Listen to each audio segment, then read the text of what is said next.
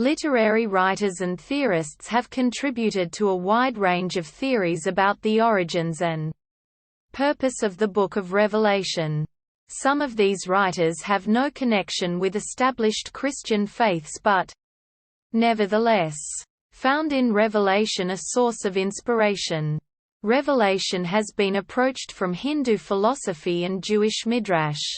Others have pointed to aspects of composition which have been ignored, such as the similarities of prophetic inspiration to modern poetic inspiration, or the parallels with Greek drama. In recent years, theories have arisen which concentrate upon how readers and texts interact to create meaning and which are less interested in what the original author intended. Charles Cutler Torrey taught Semitic languages at Yale University. His lasting contribution has been to show how prophets, such as the scribe of Revelation, are much more meaningful when treated as poets first and foremost. He thought this was a point often lost sight of because most English Bibles render everything in prose. Poetry was also the reason John never directly quoted the older prophets. Had he done so, he would have had to use their Hebrew poetry, whereas he wanted to write his own. Torrey insisted Revelation had originally been written in Aramaic. According to Torrey, the fourth Gospel was brought to Ephesus by a Christian fugitive from Palestine soon after the middle of the 1st century. It was written in Aramaic.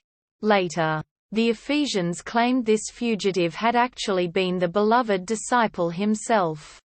Subsequently, this John was banished by Nero and died on Patmos after writing Revelation. Torrey argued that until AD 80, when Christians were expelled from the synagogues, the Christian message was always first heard in the synagogue and, for cultural reasons, the evangelist would have spoken in Aramaic. Else, he would have had no hearing. Torrey showed how the three major songs in Revelation, the new song, the Song of Moses and the Lamb, and the chorus at 19 to 6-8, each fall naturally into 4 regular metrical lines plus a coda. Other dramatic moments in Revelation, such as 6:16 where the terrified people cry out to be hidden, behave in a similar way. The surviving Greek translation was a literal translation that aimed to comply with the warning at Revelation chapter 22 verse 18 that the text must not be corrupted in any way. Christina Rossetti was a Victorian poet who believed the sensual excitement of the natural world found its meaningful purpose in death and in God. Her The Face of the Deep is a meditation upon the apocalypse. In her view, what Revelation has to teach is patience. Patience is the closest to perfection the human condition allows. Her book, which is largely written in prose, frequently breaks into poetry or jubilation. Much like Revelation itself, the relevance of John's visions belongs to Christians of all times as a continuous present meditation. Such matters are eternal and outside of normal human reckoning. That winter which will be the death of time has no promise of termination. Winter that returns not to spring.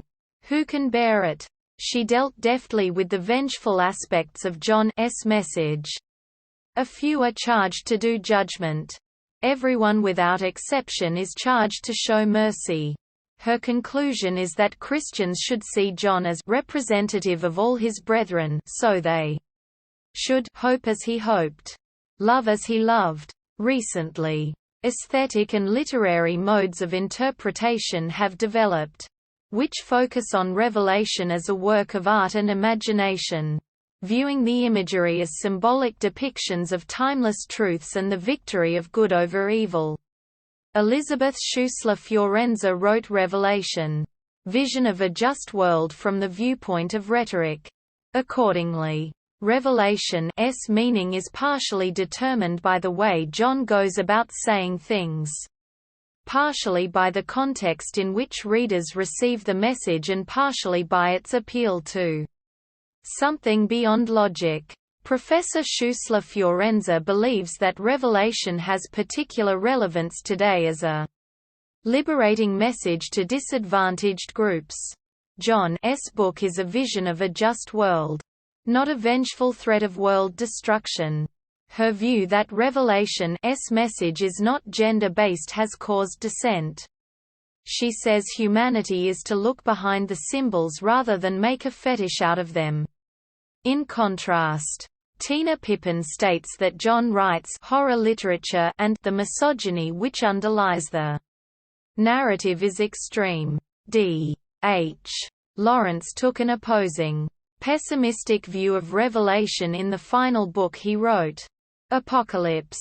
He saw the language which Revelation used as being bleak and destructive, a death product.